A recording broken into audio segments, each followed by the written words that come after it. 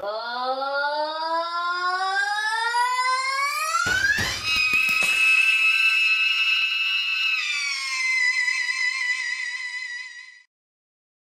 Garrett. Hello, Harry. Can you hear me today? Yes. I was an idiot yesterday. Oh, it's okay, yeah. I needed to go into Tools and select the proper mic. I had my M audio selected because I was doing recording, and last time I used Skype was like well over a year ago to Skype my sister-in-law who was in another state. And since then, I changed it back. So I just went into Tools and I was like, oh, okay, well, let's select the mic on the laptop. And wham, bam, there you go. So there you go. Yeah, no, it's okay. Simple mic stuff. So mic 101, I guess. Yeah, exactly. But yeah, thanks for agreeing to do the interview. It's really good. This is the third in the series we've been able to get going on the site and everything. So that's All right. cool. But going into the questions and stuff, I guess we could start out talking about the upcoming Satan's Host album. You know, because I was hearing just looking on the official Facebook page about it, and I saw that I think it said recording was complete at this point about 4 days ago or so. I think it was posted. So, what's happening in the development process with that?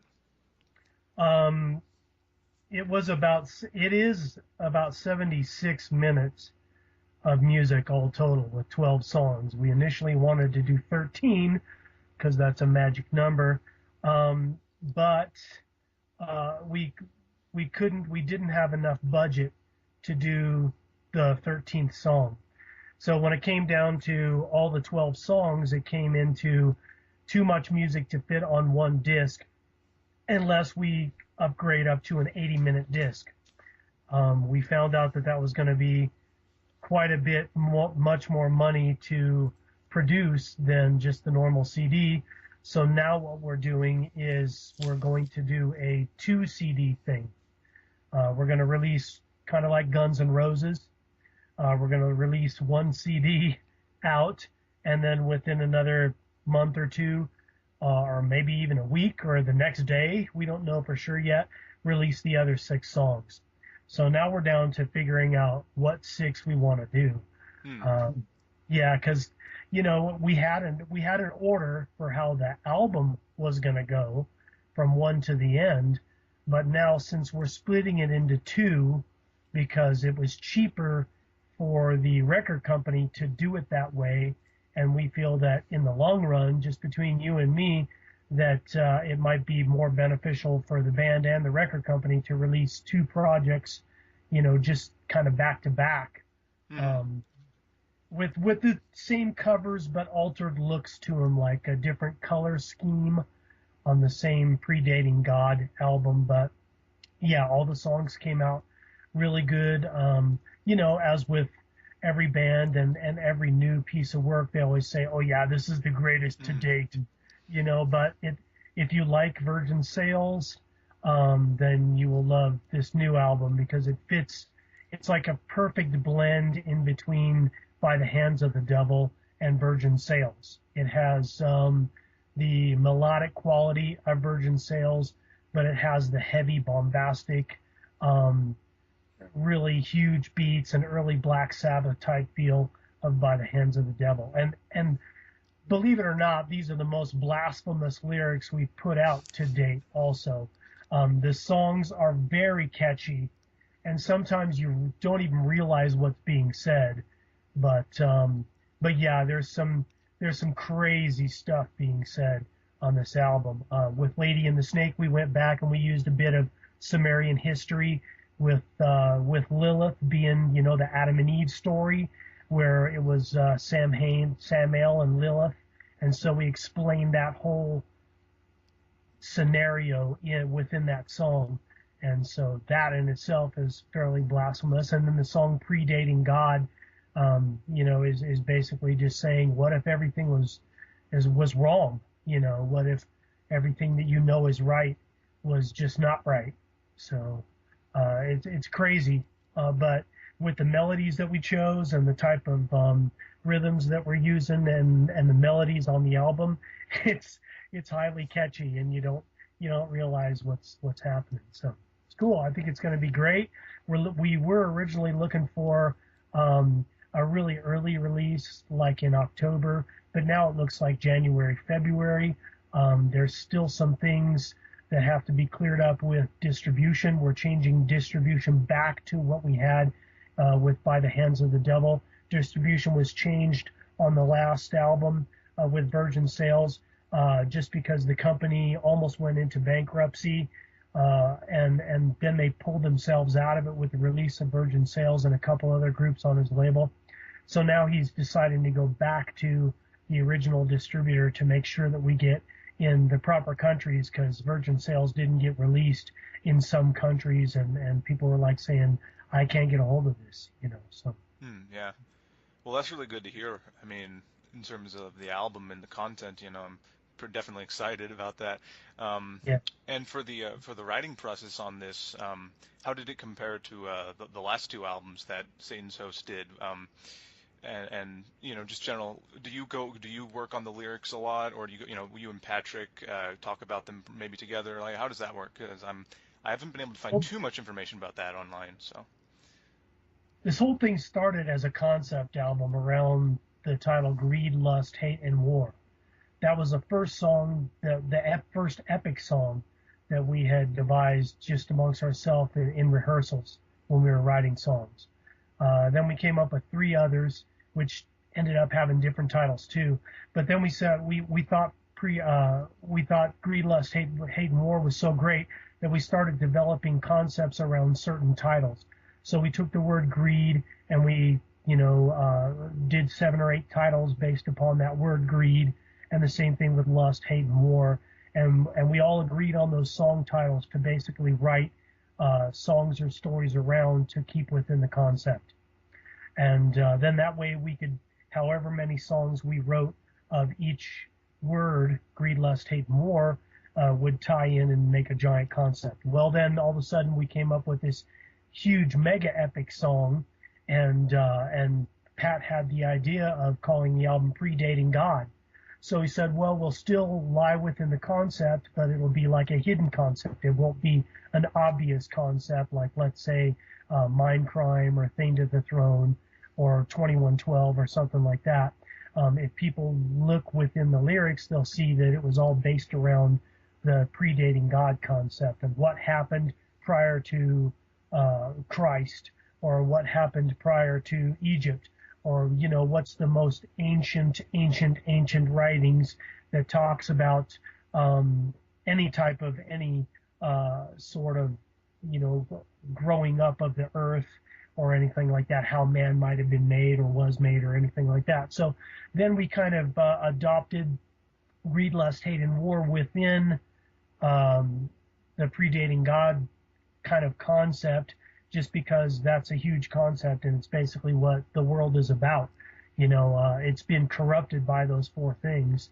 So then we kind of took the songs that we had and revisited them, and some of the titles we kept, some of the titles we didn't, we ditched, and we rewrote the songs. Sometimes I would have a really good concept around the title, and I'd ask if I could write the song independently of myself, but most of the time we just collaborated. Pat would have some lyrics already. He'd say, man, I got this far. I got a verse and a chorus written. I need something for a bridge. Can you guys help me out?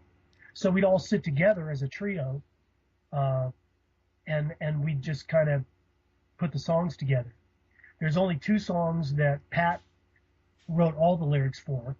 There's only 1 or 2 songs that Anthony wrote all the lyrics for.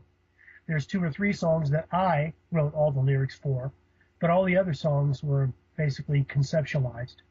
Somebody wrote the bridge, somebody came up with the titles, somebody helped with the chorus, sometimes even just one little line we'd interject. So we all the 3 of us basically, just because the bass player is really doing a lot of schooling, the 3 of us would get together, we'd have more time, and we just basically, put our minds together and did it. So it's cool. Yeah, it sounds really cool. I also like the concept that you're talking about as well. That's an area that a lot of bands don't usually go into. You know, even a lot of the bands who maybe seem to, on the surface, address similar topics to Satan's Oath. It's like, you know, this is a different kind of thing. So I'm definitely looking forward to that.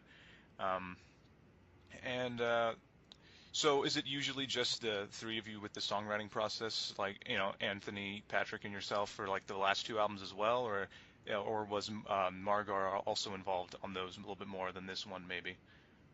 Um, he only does like the bass parts, Hmm. but he couldn't really come down and rehearse the songs with us much. He only had one day a week, and it was rough for us to get together, you know, one day to learn all these songs that we did.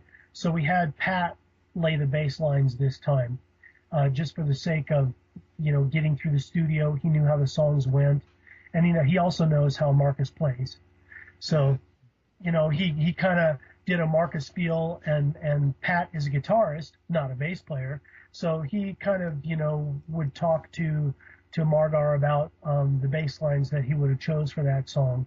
And but actually, Pat played all the bass in the studio just for this album here, just for Hmm. the sake of being able to um, get it done on time, you know, within the time frame. So, but how we do it is Pat will come up with basically all the music. He'll come up with the song, and then he and Anthony will organize the song together. And then once they turn it into a song with a beginning and a middle and an end, then I come in and I add the parts that's not there. Maybe Pat had gone ahead and said, okay, this song started with a chorus, and then I started going on the verses, and here's a title, or here's three working titles, you Hmm. know. And but basically that's how they do it, and that's how I've done it with all the bands I've been in. I prefer the musicians to write the music, and I prefer to put the vocal lines over the music, drawn from the emotion that the music evokes. Hmm. And that kind of fits really well because, um, you know, sometimes the vocal line will be first, and then music will be around the vocal line, and sometimes the music doesn't have as much impact because it's an afterthought based around the vocal line. And, you know, I want my vocal line to be highly melodic, but I also don't want to take away from the image of the band. And so if I allow the musicians to supply all the music, then the image of the band uh, can stay connective. And then my part is just, you know, kind of like icing on the cake. Hmm. So you've always written all your own vocal melodies, though, even if you didn't write all the lyrics for each song? Um, in the past, I did with Jag Panzer, and I collaborated a little bit with Titan Force. But with Satan's Host, I think this is the most that I've collaborated with because Anthony has had some vocal lines and said, "Hey man, why don't you, you know, here's the line that I thought when I wrote these lyrics." Because obviously, when you write a passage, you you are trying to fit a melody to it. And so everybody's been with me long enough. We've been with each other long enough. I know how Pat plays. I know how the rhythm Anthony chooses, and he knows, you know, the type of vocals that I sing. So he basically kind of writes melodies around if he came up with the idea for the song in the first place, or you know had some ideas and said let's work this out. Sometimes I'll sing it his way, exactly his way, because that's what's going to fit. But most of the time we just kind of like come to an agreement of like, hey, yeah, that was really cool. I like what you did there, you know, or like, you know, what you're doing there kind of isn't what I thought in my mind, and here's what I thought. Oh yeah, that's a lot better, you know. Hmm. So with us, we really collaborate a lot, um, except for you know the music is always there first. The guitar work is always stems from Pat's riffs, and he usually pretty much writes the whole song. Anthony, as his drumming comes along, it may change a certain passage that Pat had, and so now, since Anthony's putting a different drum beat than Pat thought in the beginning, it may cause the part to change. But that doesn't really happen much. Pat usually starts with the riff and keeps going and plays the whole song. They kind of map it out. he and Anthony together until finally they come to, a complete agreement when the song is a whole. And then when the song is a whole, then they supply it to me. But sometimes during that process of creating the song as a whole, Anthony or Pat might have certain lyrical or melody ideas before I come in. And then I'll come in and I'll kind of scat sing something with nonsensical lyrics, just a vocal line, and they'll say, yeah, that's exactly what I thought, or man, whoa, you took that someplace I didn't even expect, So then that's when we start sitting down and saying, okay, well, what's your title? What's your idea? What frame of mind did you have for this, or can I run with it? So. Cool. For the recording process, I guess just in general, when you're going in, do you usually get it all done in like maybe 1 or 2 takes? Do you take a verse at a time or a chorus at a time? How does that process usually work for you? We do a dry run through vocally. So usually what goes down is Pat plays live on his rhythm, and then they take good drum tracks. And usually that's only like 2 or 3 passes. Sometimes even on the initial pass is good enough once they get their sounds down of the kit. And then once they get a good solid drum down, then Pat will come back through and do solid rhythms. And sometimes he tracks those up to 4 times, 2 on the left, 2 on the right. Then once they get rhythms down, then it's my turn to come in because all I need is a pitch reference for vocals. So usually bass is brought in after the main vocals are cut. But what I do is I take song by song, and I'll do a dry run-through of the song based on what I did in the pre-recorded demo tapes that we supply to the studio and the record company. And sometimes if it's been a long time since I've visited that song, I might have to go back and say, hey, what did I do? Because I can't remember it. And then once we get a good pass of the song to see where the parts are and kind of a general rundown of how the parts go, then we go through and we'll take it part by part. Okay, let's cut the verse. Let's cut the bridge. Let's cut all the verses. Let's cut all the bridges. Sometimes if I do a death metal voice, we'll save all the death metal voices on 2 or 3 songs, whatever we have due for that day, until the end of the day. Or sometimes we'll save some of the super highs until like the second day when my voice is really warmed up. Or if I come in already warmed up, because it's like an hour drive to the studio, I'll sing all the way to the studio, in a certain volume in my truck. So I'm kind of warmed up when I get there. So it depends on, how we feel on what we cut. But yeah, we do a really good run through of one song, and then we'll go back and we'll do it piece by piece, and then whatever we have to cut. Sometimes it's, if we get a really good take on the verse, but there's 1 or 2 phrases that are not right, I might drop in the phrase. But that hasn't happened too much on this last album here, or Virgin Sales. We were really well rehearsed on both of those albums. We had played them actually with Virgin Sales it got held up a year, so we had played Virgin Sales for almost a year before we actually recorded it. But now with this album, we rehearsed it quite a bit. I had a lot of time to rehearse the songs at my own house and then bring them and rehearse them with the band before we recorded it. Like I said, we completely cut a demo in the basement in our own studio that was pretty rough before we even went in the studio, so we knew how things were going to go. But yeah, we don't cut and paste a whole lot of things.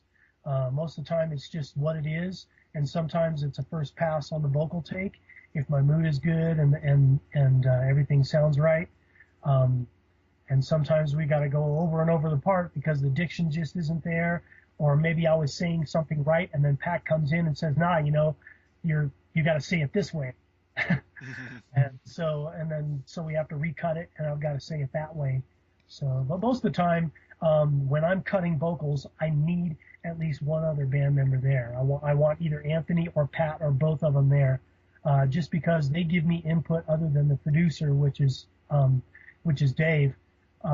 They give me actual band input, and that's what I really need. Sometimes the producer can give me input and say, okay, I like you to go this and his and here, because he likes to hear certain things, but I'd rather hear it from the band because we're the ones that have to be happy, with the outcome. So most of the time they'll they'll say, oh man, that was great, or wow, I didn't expect that to happen, or man, you did this cool on the demo and I'm not hearing it, so let's play some of the demo and see if we can get that vibe back. So Okay, that's cool. Yeah.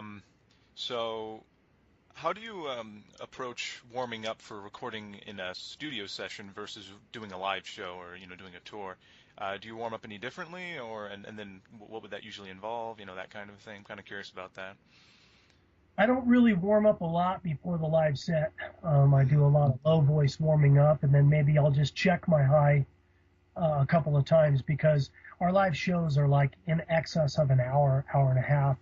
We did a Portugal show that was 2 hours just a couple of years ago. So I mean, if I warm up too much, end up taxing myself, and then by the end of the set, I'm out of gas. So uh, when we do something live, I'll just warm up my low voice a little bit and do some humming and maybe some lip warm ups, and then I'll check my high voice a couple of times, maybe squeal it up a couple of times and make it feel like it's comfortable. I can hit it. It's there. It's going to be there when I need it. And then I'll go on. So about 10 or 15 minutes prior to the performance, nothing more than that. Before studio, sometimes the second or the third day, there's nuances that the mic picks up in the studio that aren't there live, that are covered up by other things. Stage volume, people in the venue, delay, all that stuff. So when you're actually recording, you can back off on your voice and you can put extra stuff in there that people can't hear live. That the mic is so sensitive, it's going to pick that up. Where when you're singing live, the mic may be equally sensitive, but it can't be as sensitive as the studio because it'd be feeding back all the time. So plus there's ambient noises that are around when I'm on stage. It's going to pick up cymbal noise and it's going to cut off some of that stuff. So in the studio, I try to warm up extensively so I can basically have control of all parts of my voice.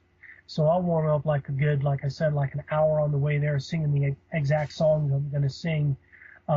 Maybe if I've got some high parts and stuff, I might go back to some songs that I had and warm up with a couple of those songs off the Virgin Sails or Celebration, and maybe even By the Hands of the Devil. That song has a very, very high ending, and it's held out a long time. So I make sure I want that part that I can control it, and it's not going to crack, and I'm not going to have to do 9 takes before I finally get one good one, because you can run out of gas on that too. But we find out that like the second or third day of studio is when I really get into the groove, because then I'm like, I'm set into the mic, I'm set into the mood. I kind of know I'm using my voice in a different way that I would live or in rehearsals, because I'm getting used to the sound of the mic. Mm-hmm. So I was also wondering about sort of one thing that people often have mentioned about you as a singer is it's interesting how not only have you maintained like the super high stuff, like which a lot of people, over their careers maybe lose, but you've also really maintained just that belting zone, that of the notes, like the meat of the metal singing that you do. And how did you manage to keep it going so well, throughout all the years? You can't stop if your voice is your instrument, then your body is your whole instrument. So you can't really stop singing pretty much. As soon as you start talking, then you're not singing. You're not using your voice in the way that you do when you're singing. And so if you set the instrument down, the instrument's going to get rusty. And then if you don't chip off the rust, even if you do, you're going to lose some of that instrument. It's going to take a while for you to get that back. So you just can't stop. You've got to keep going. And what made me better a few years ago was I was kind of stuck in a rut. I was just always singing me in Jag Panzer. I was always singing my stuff. I wasn't experimenting elsewhere. So what I did in my downtime, since there would be like, maybe 3 or 4 months before Jag Panzer would have another gig prior to, Satan's Host second visit, I would get into a metal cover band, and I'd do that Friday, Saturday nights, maybe 2 or 3 times a month. and I'd be singing Skid Row, Scorpions, Disturbed, um, Queensryche, Iron Maiden. I was in an Iron Maiden cover group called Power Slave 2000 that did an hour and a half show based around the Power Slave era. Um, did some songs, that song off the movie Dune that they did, and which has a, he starts off low and he goes up really super high on that.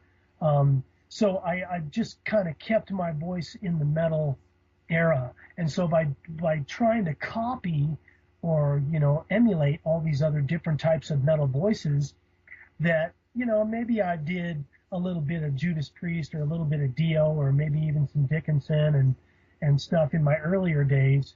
I never really visited that in the whole expanse of 25, 30 years of Jag Panzer.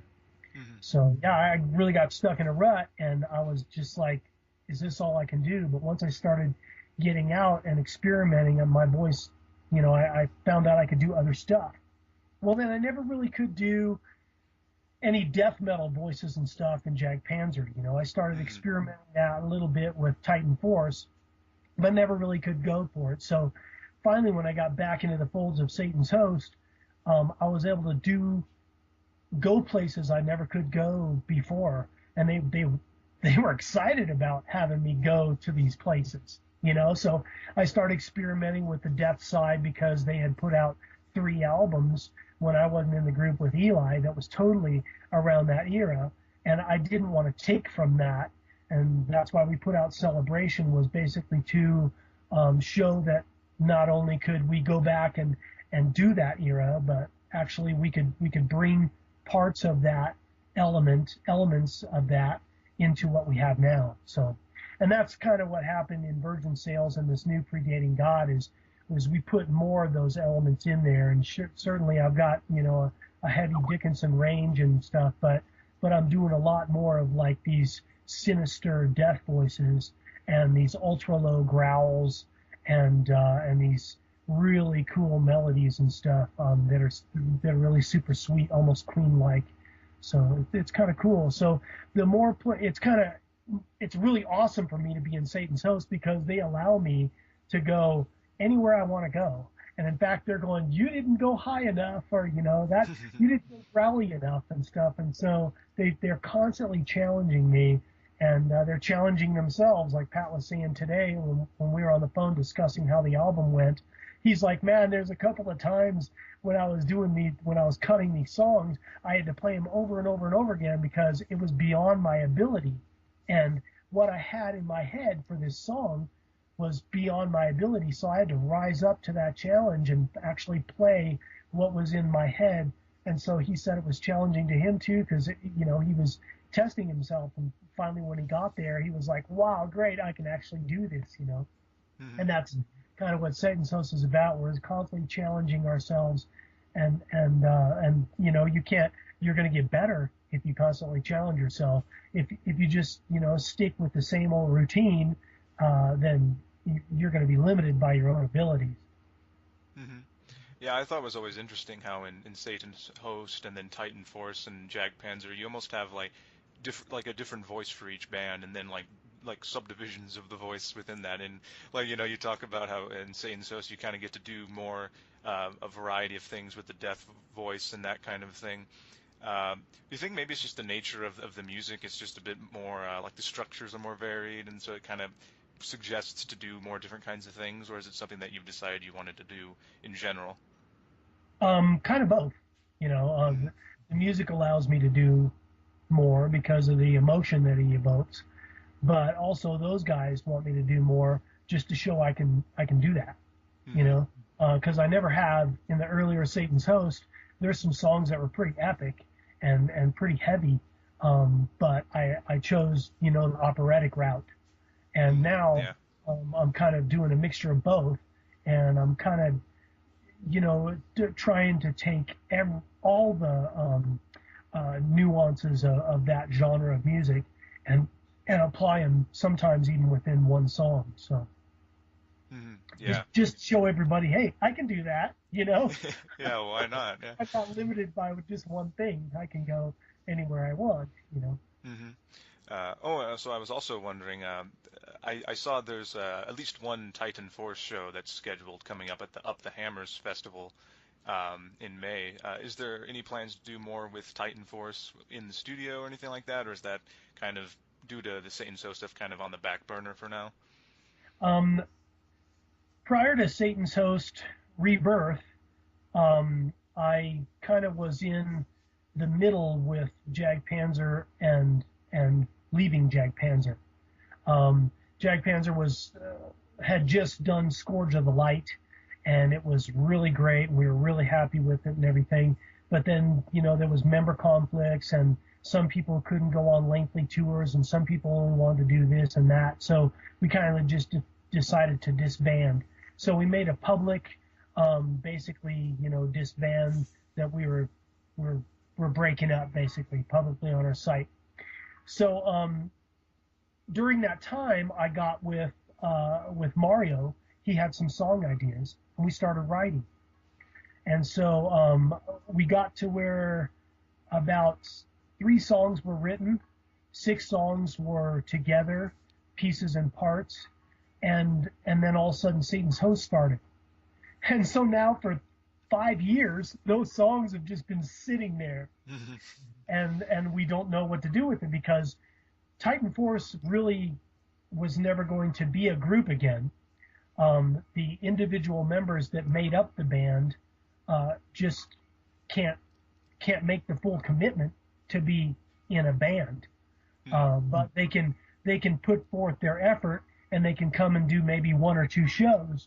But the original members just can't get together with their schedules and everything. And some of them just say, no, I like the lifestyle I'm leading now. I don't want to get into that. So Mario and I, in the last couple of months, have said, man, let's finish this up, and let's release something of all this material, and let's finish it up. So now I've just finished up the Satan's Host album, and so now I've got some free time on my hands, and Mario and I are going to finish this up. So we don't know if it's going to be an EP, if it's just going to be 6 or 7 songs, if it's going to be a full album. We don't know yet, but we just want to finish up all the pieces of work that we had, which is enough to make an album. And then once we finish those up, then we'll, figure out what we want to do then. If we want to make a special release out of it for the kit or the hammers or anything that we decide to do, or maybe we also added a Thessaloniki show prior to the Up the Hammers as a warm-up. So if Bart gets together or Oliver gets together and throws us some more shows or something, we don't know. But we're kind of just relaxing for now, and we just want to comfortably finish the work that we had started 3 or 4 years ago, and put that together, because a couple of pieces where I got to shut off my alarm. A couple of pieces were really nice. One was basically an epic RIP for Bill Richardson. It was a beautiful, epic piece that was really melancholy, and the lyrics were just really prolific. And then there's a couple of pieces that are really heavy, where I use like a couple of death metal voices and stuff in there, because that's what Mario wanted. He's deep into Korn, so he likes that. So yeah, we want to go back and finish that up. And so in the next couple of months, Mario and I are going to get together and then try to finish it up. Yeah, that's cool. Is it going to be stylistically maybe a bit closer to Only the Strong, the last demo you guys did, or is it going to be something completely different, have a little bit of the earlier sound maybe, or? There's a couple of songs that didn't make it because onto that in that era. And so what he did is he revisited those songs and gave them different bridges or stuff that he didn't feel was quite right. So yeah, you're half right on that. Some of those songs were from that time when we were writing from the Only the Strong demo, with Bright Red and Inside Out and things like that. So Wrong Side In, I think it was called. So yeah, a couple of those songs are brought over just so we can get those down, and a couple of songs came from ideas and turned into a different piece of work. But it's going to be that style. It's going to be really heavy, and really epic and really prolific. So. Yeah, I noticed how Only the Strong is. It was definitely a little bit heavier than the two full lengths, and I always thought it was quite a cool sound and interesting to see where that would go. But of course, I like the other two a lot as well. The first one I was actually listening to before the call, just kind of getting in the mindset. So, anyways, Cool. um, is there any album that you've done, because you've done quite a few in different projects? Is there any that you feel kind of gets overlooked more? Because I know Titan Force is definitely a band that doesn't get as much attention as the others. But is there Right. anything in particular that you feel like this had a lot of my best work on it, or like looking back, or anything like that? Everything. Oh yeah. Yeah, everything. We all wish that every song, because every one of us from all three of the different eras put so much into all of our songs, and we wish that it could have been seen on a larger scale, and we had so much to offer to all three of the bands, and all of our songs were strong enough by themselves to stand on their own. But for some odd reason, I know a lot of it had to be just the timing of how the metal scene was evolving. We really couldn't. We all had families, so we couldn't just leave our families behind and sacrifice our families to go out on the road when we really needed to, and put out the product and let tens of thousands of people hear it, which could have put us on a different plane, the next level. We really couldn't do that. And in the earlier days of Jag Panzer, Joey really wanted to be, he was drawn to that guitar hero aspect. And a lot of his friends that he grew up with in California were those guitar heroes. And so he was basically being taunted and drawn to those people and to those like clinics and stuff all during that era. So, when we wanted to take him more places, he wanted to do something else. And so there was always a struggle within the band. Well, now I'm to an age to where the guys in Satan's Host and stuff, we really want to get out there. We really want to go out, and we're ready to do some extensive touring and some big shows. And we won't have to sacrifice much because our kids are really, getting old and they're leaving the house and going on their own. So it won't be a big sacrifice for us to go out. Yeah. Well, that's cool to hear. So you guys are going to definitely be doing another tour for the new album and everything like that, I'd imagine. We're going to try to. We tried to set up something for Virgin Sales, but the record company just was having such severe problems. The merchandising person that he had picked, he thought was going to be very well, and all of a sudden they just basically took his albums and just ran with it. So ran with his money anyway, let's say. So they didn't get to places where they should have. A lot of albums and stuff were getting heavily taxed by other countries because it was, the time when the euro was changing, and it was just like terrible. Greece was falling into really bad problems financially, a few years ago, 3 or 4 years ago.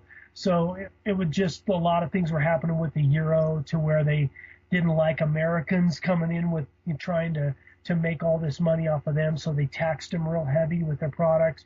And so he lost a lot of money on that. So then he didn't have the money to regenerate back into us to put us out on any kind of tours for any of his bands on his label. So, well, now he's regenerated some because a couple of bands are doing well and Virgin Sales did so well that we're thinking about going out. And also we've kind of made some contacts, Satan's Host has, with some booking agents and some managerial people that we've been talking to.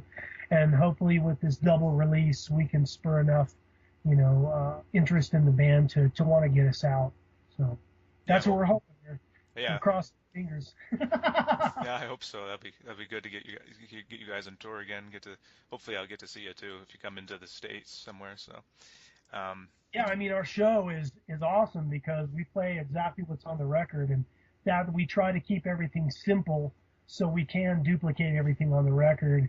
And we've got to a point to where we can do a lot of that vocal harmony and stuff. We've got different digital harmonizers that are live on stage that will incorporate the guitar with them and get the pitch of the live on stage so it'll match everything. And we've got delays and everything that go. So we can pretty much capture everything that we do live on the record live.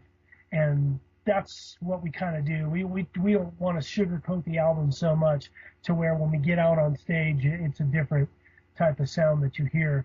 We actually sound better live than we do on the record. So if it sounds great on the record and you watch us live, it's like, whoa, it's a dynamic impact, you know. Mm-hmm. Awesome. So one thing I noticed that's kind of interesting, and maybe you've noticed it as well, is it seems like in the recent internet age, there's sort of been this way of looking back on a lot of the 80s metal groups that weren't either Slayer or Motley Crue. You know, they were like Jag Panzer and Fate's Warning and that group. And it's talked about almost as if it was like a scene where everyone was, you know, hanging out and toured together and everything. Was there that kind of union with those sort? I guess they call them like U.S. power metal bands or whatever now. Nowadays they would call them that. But was there that kind of scene going on back then, or was it more so just kind of it's something that people noticed later and put a tag on it? Sure, yeah, there was always those bands going around. That's why it was so difficult for bands like Jag Panzer and Satan's Host to get into that, because we really never fit within any certain niche. And so, you know, sometimes we'd get out and we'd open for bands and stuff, and we'd get a really good response, and those bands would say, nah, we're not going to take you on tour, you know. Or we kind of messed up with Iced Earth because they were good friends of ours, and they wanted us to go on the northeastern leg, but we just couldn't because of the jobs or the families, or, you know, one or two people in the band just couldn't do it. And, you know, we've got to agree as a whole band. We're not going to say, okay, well, you know, we'll just ditch the bass player and the drummer and get some session guy to do this other leg. I mean, that's just, you can't do that. So, yeah. So we kind of like, you know, stepped on our own foot a lot of the times because we'd get offers, but we just couldn't commit to these offers, you know. So, but yeah, there was a whole big scene like that we were starting to become a part of, and you know, just never could get all the way in it, you know. Yeah. Yeah, it's interesting now that a lot, and I guess kind of the main site that has done this is the Metal Archives, the Encyclopedia Metallum, where you have a very large fan base, like specifically on that side of Jag Panzer, of Titan Force, of Crimson Glory, those kinds of bands, and I kind of wonder. I think it may be that sort of through the internet they've kind of been rediscovered again. Maybe, would you say? Because I don't know what it was like back then, obviously, but it seems like there may be more people who know the bands that you were in and bands that, you know, other guys of similar style were in now than they did back then, perhaps. Well, a cool thing about some of these music playlists, I'm trying to think of a couple of them, but you know, you get this like Pandora, and you'd say, okay, I just want to select a genre. Okay, now start playing me songs from this genre. Or you'd put in a band name like Overkill, and then they'll select, you know, bands, iHeartRadio or something might select bands around that type of genre or era of music. And so now they're like, whoa, what was that? You know, or DirecTV or Dish TV or something like that might on their songs for Metalhead or something like that, they might play a certain band, and then so they show the title and they show who created it and who wrote the songs. And so people are writing that down and going, oh man, you know, I never heard of that, I like that. And so social media has helped out quite a bit with that too, because it used to just be tape trading, and it used to be like CD, but now since people can share MP3s and not have to go out to a store or travel to somebody's house to get the music, they can get it. So they're checking it out all the time. And, you know, it kind of sucks for the band at the time because nobody's getting paid for those downloads, you know, but at the same time, they're getting the notoriety, and people are coming to the shows, you know, or people are saying, man, I want to see this band live. How can we do that? You know, and they're forming, you know, petitions, and whole groups of people are getting together and pooling their money and bringing these bands out to live performances or festivals to where they can see 3 or 4 or 5 of these bands at once, or 2 or 3 different places to bring them out to their country or countries. So yeah, plus hey, I got about another 5 minutes, and then I got to pick up my kid at school because that's what that alarm was. So if you have a lot of more questions, we can do this again tomorrow, um, or we just need to cut it off in 5 minutes. Oh, okay, yeah. No, I mean, the way I've done with like the last two is we just go as long as the interviewee wants to go, and as long as the Oh, questions are running, I can kind of just, sorry. yeah. No, it's all good. I don't, yeah. This is already a lot longer than the rest of the interviews that are Oh, available with you online, I think, for the all most right. part. Sorry about that. I'm just a Oh no, brat. it's good. Yeah. The first two I did are actually ended up being like over an hour, so this is quite fine in comparison. Yeah. Cool. No, just a few more questions, I think, and I guess maybe depends on how long it takes for you to answer them. So I'll just maybe shoot you with one that I'm curious about, and that is sort of since the site that I administrate, and we talk a lot about singing technique and how to develop your singing when you first start, and you listen to singers you like, you want to emulate them, and so how did you start out, and how did you ever have vocal pain, and how did you kind of develop away from that, and how did you get to the point where you could like, okay, now I can sing for a whole set and I can do this. Um, I started out really young, maybe 10 years old, singing in my church choir. And then they found out that I had a voice that projects because my mother's voice was really loud naturally. And so I guess when I started singing, it just projected way out because I naturally had, a loud voice. So then I got into junior high, and I was getting into more madrigal type choirs. I was singing 3 hours a day in school. I had 3 classes of voice training a day in junior high. When I got into high school, I had 4 classes. I had like a math class and a science class, and then I had 4 vocal classes. I had a solo, I had madrigals, which is different types of harmonies. Actually, 5 people would have their own solo, and when they got together, they formed a chord, and the chord went in and out of each other, and it formed a song. So we did live performances doing that all throughout the year. So by the time I got out of high school, I was having bands come to me saying, dude, you're awesome. We saw you solo performance or whatever. I had won all kinds of awards and stuff at solo performances, doing operatic type stuff. But that's not what I wanted to do. I really wanted to sing this metal stuff. And all that was out was, like Foreigner and Styx and stuff like that. But then by the time I got out of high school and I was kind of starting to form the members of Jag Panzer, who were, guys I grew up with since second grade, Iron Maiden and Judas Priest were starting to get really popular. And Queensryche was coming out, and that was always Rush, and I could sing a little bit of Rush, but I couldn't sing it for a long period of time because that guy's like way up there in the girl range, Yeah, exactly. But I'm more of an alto type of singer. But for some reason, I had a higher head voice than everybody else around me. So since I am in the alto range. So then I started singing that. But yeah, it was a new thing for me. I mean, because I had been singing opera type stuff, classical type singing for all those years. And then I get into this metal and I'm using my voice in almost like a screamy way. And you listen to some of the early stuff in the first 2 or 3 Jag Panzer albums, and I'm actually yelling my singing. I'm thinking that instead of using my voice, I was wanting to project it out. So actually, when I did my highs, I thought the more power I put into my highs is screaming and stuff. It took me years to perfect the technique that actually I need to hold back, and like a balloon when you let it go. It's not releasing a lot of air, but the neck is at a lot of tension.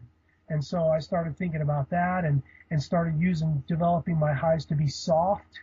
And then once I could do that, then I started adding a little bit more power to it until I saw, okay, well, this is, the most power I can get to it, which is insane, because I have this huge voice to begin with. But yeah, it took me a long time. I'd say probably a good 8 or 10 years to develop a technique to where my highs were clean and shrill at the same time. Because I just didn't know how to use them. I never used them. I always sang in the mid range and in the Dickinson range, and whenever I went up to the high range and stuff, I was screaming. I wasn't really singing. So I saw a couple of vocal coaches maybe did about 6 or 8 months of one-on-one training, and they finally told me, look, man, you're doing the right thing, and you know what to do, and you got all your warm-ups down and everything, but you just need to take time with it and develop your own technique of what you need to do, because I can't tell you how to sing in this style, because I can't teach you how to sing in this style, because all I know is classical. So I had to basically invent, my own way of doing it by kind of, figuring out over the years how to do it. And since we were only going in the studio 1 or 2 times, a decade, it wasn't helping much. So finally, I got my own PA in my own house, and that's what I suggest if anybody, they want to be a singer. You get just like a 300-400 watt PA, just, or maybe even just a guitar amp with a microphone going through it, a 58, and maybe a subtle delay or reverb, and sing in your garage to like, a tape or an MP3 player or something going through that same amp, and sing to it, and eventually turn yourself up a little louder and turn yourself up a little louder. And that's the best way to train your voice, is to just go over and over and over the songs that you like, the songs that you want to emulate, and the voice that you want to be at one certain time that you're not now. And my son, he wants to get into these screamo bands and stuff, so I gave him a few tips. I said, look, man, I can't teach you how to screamo because I just do a little bit of that. I don't do a lot of it, but I can tell you this, and, how to project yourself, but, still retain yourself to where you can scream. You can sound like you're screaming, but you're not really screaming. You just have a harsh tone. And that way you can last more than 5 minutes. You can last 15, 20 minutes. So, but I said the best way to do this is to develop your technique. Go over and over and over your own technique by hearing yourself over a PA or some kind of speaker, and then you'll eventually develop your own technique, because everybody's different. Yeah. And that's the only way you do it, I mean, it's just like a hot rod engine. You can build it to all the special specs, but until you get it out on that race strip, you don't know what it's capable of. And you got to keep pushing the limits with that engine until you finally see, what its limits are. And that's what you got to do with the human body and the voice. You've got to keep pushing your limits until, okay, well, this is what I'm capable of doing, but I can almost hit that, and I know if I train a little bit longer, I can. And that's usually what happens, is the longer you train and the more you keep using it, the better it gets. Once you stop using it for a year or 2, or maybe 3 or 5 years, as you see with Jeff Tate right now, I didn't want to pick him out, but, I mean, he was one of my heroes, and he was everybody's hero. And I mean, when he came out with Take Hold of the Flame, nobody was doing that shit. I mean, the guy from Priest was doing it every now and then, but I mean, this guy was high, and he was clear and shrill, and he was great, and he had this big husky Tom Jones bottom end, Yeah. And, yeah, well, then he just kind of stopped and got into his winery and, whatever he was doing. And now you can tell, man, that he's lost what he once had, and he struggles to get it back. Steve Perry, he was a magnificent voice, and there's things that, now that people are just astounded by, and he stepped off. He didn't sing for 5, 6, 7 years. Then he came out with For the Love of Strange Medicine. Those were epic songs, but you could tell that his range was diminished, and that his voice was taxing on some of the songs, And now you see him live now, and he does a couple of those songs, but his range is really limited and diminished. Steve Grimmett from See You in Hell, My Friend, he stopped, and he's now trying to do that stuff, and it's just not happening, Yeah. So you just can't stop. Sometimes you will never get some of those things back, or you just have to train that much harder to finally get to that point, Yeah. Yeah, that's very true. I mean, you can definitely hear a lot of singers, typically, like you say, over the years, is just they lose part of their voice they had before, and a lot of times it does seem to come from a break. But with you, it's like, it seems like, you could listen to the first album and the latest one, it's like, yep, that's still Harry singing that, So I think that's pretty cool. It's crazy. And then you listen to the last Satan's Host album, and you're like, what the hell? And then you listen to the first Satan's Host album, or even some early stuff I did off of Ample Destruction, and you're like, whoa, this guy got, eons better over the years. And it's been 30 years, and his voice has actually got better. his range is broadened, his highs have got clear, his lows have got growlier. It's like, how does he do that? And the key to the whole thing is, man, you cannot stop. You just have to keep testing yourself, and you got to keep going. So. Yeah, well, that's awesome. Well, I don't want to take up too much more of your time. I know you got stuff you got to do, but yeah, it's been awesome getting to talk about all this stuff. And I'm glad we finally got together. yeah, no, thanks for agreeing to do it and everything. It's been cool. Cool. All right. Well, any other time, if you got some more questions, or if you want to take this up some other time, I'm free. So we'll just coordinate through emails and try to hook it up again. All right. Yeah. If there's any other questions that come up, and any of the other fans that I know want to know something, I'll let you know about it. Send me your address or some kind of billing information or something where I can send to you the new copy, and I'll send you a new copy. Okay. And if you don't have in sales, I can send you that too. But it sounds like you do. So. Yeah. Cool. All right. I can do that. Okay. All right. So yeah, I'll talk to you maybe another time. And yeah. All right, Gary. All right. Thanks a lot. Yeah. Bye. Thanks. Bye.